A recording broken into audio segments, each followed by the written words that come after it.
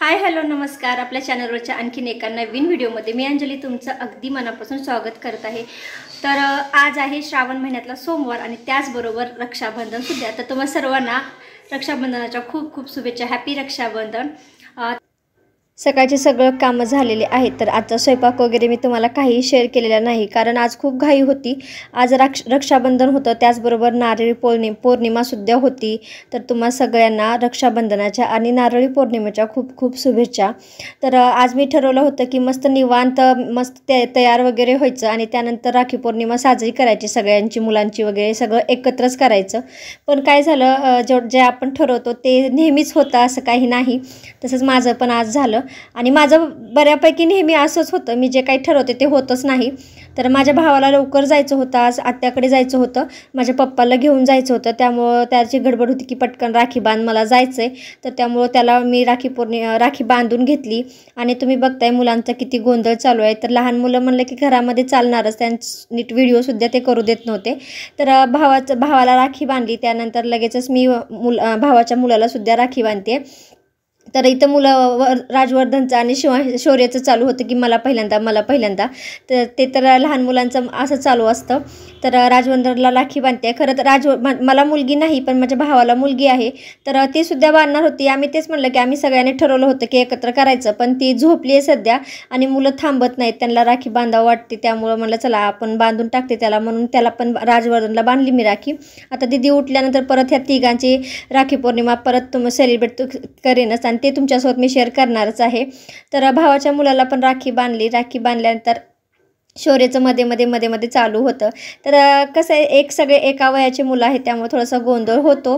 तर आज तुम्हाला माझ्या व्हिडिओमध्ये अनोखी रक्षाबंधन बघायला भेटणार आहे. तर तुम्हाला मी थंबनेलवर सांगितलेलंच आहे. तर ते काय आहे तर तुम्ही बघा की मला दोन्ही मुलंच आहेत, मुलगी नाही मला.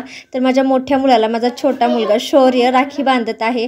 तर असं म्हणतात की रक्षाबंधन हे प्रेमाचं प्रतीक आहे आणि प्रत्येक बहीण ही आपल्या भावाला राखी बांधते की माझं संरक्षण, भाऊ नेहमी बहिणीचं संरक्षण करतो, त्यामुळं त्याला राखी बांधली जाते. तर पर्सनली मला असं वाटतं की प्रेम हे फक्त बहीण भावामध्येच नाही, तर प्रत्येक नात्यामध्ये असतं. भाऊ या सुद्धा नात्यामध्ये तेवढंच प्रेम असतं जेवढं बहीण भावाच्या नात्यामध्ये असतं. आणि ज्या प्रकारे एक भाऊ एका बहिणीचं संरक्षण करतो, त्याच प्रकारे एक भाऊ एका भावाचं सुद्धा संरक्षण करू शकतो आणि करतो सुद्धा. ते घरामध्ये किती म्हणजे लहान मुलं घरामध्ये कितीही भांडण केले तर पण एकमेकांना जर बाहेरच्याने कोणी बोललं ना तर सगळे एक होतात. तुम्ही कुठे कधीही तुम्हाला ऑब्झर्व करा तुम्ही, माझ्या तर मते असंच आहे. त्यामुळं म्हणलं मुलगी नाही म्हणून खंत तर असतेच, पण खंत वाटण्यापेक्षा दोन्ही मुलं आहेत त्यांच्यामध्ये असंच प्रेम राहू दे आणि असंच त्यांचं प्रेम फुलू दे, वाढू दे. त्यामुळं म्हणलं त्यांना लहानपणापासूनच मी हे सवय लावते की त्यांनी दोघांनी एकमेकांना राखी बांधायला पाहिजे. तर माझं मत तर असं आहे.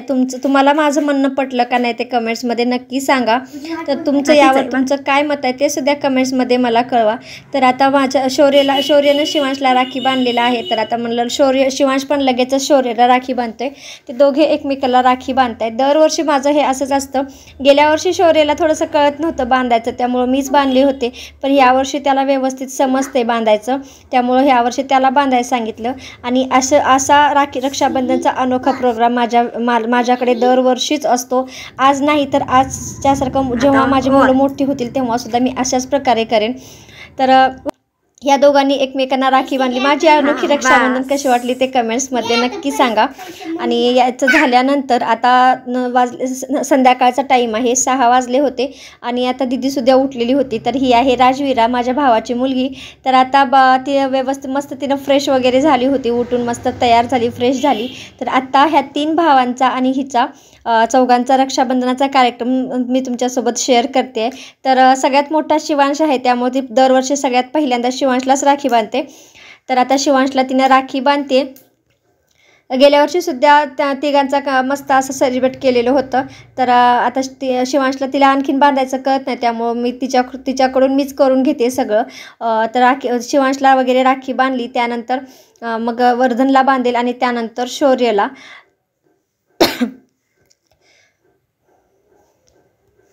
तिला आणखीन एवढं समजत नाही. तर एखादी गोष्ट केली, तिला कुंकू टिक्की लावली की ती पळायची, तिला पकडू आणावं लागत होतं, तिला पकडावं लागत होतं आणि नंतर तिला करावं लागत होतं. एखादी गोष्ट केली की ती लगेच निसटून जायची. तर आता इथं सुद्धा राखी बांधली, तिला शिवांशला पेड्या वगैरे खाऊ घातला, ती लगेच मम्मीकडे निघून गेली. परत तिला आणलं आणि ओवाळायला लावलं.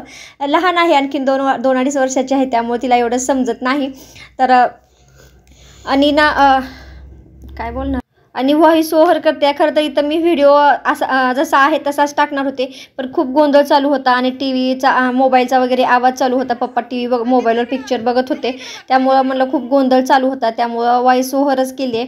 तर शिवांशला राखी बांधल्यानंतर लगेच राजवर्धनला सुद्धा राखी बांधून घेतलं. तर तुम्ही इथे बघू शकता, राजवर्धनला सुद्धा राखी बांधली. आणि सगळ्यात लास्टचा नंबर असतो तो शौर्यचा असतो, कारण सगळ्यात लहान शौर्य आहे.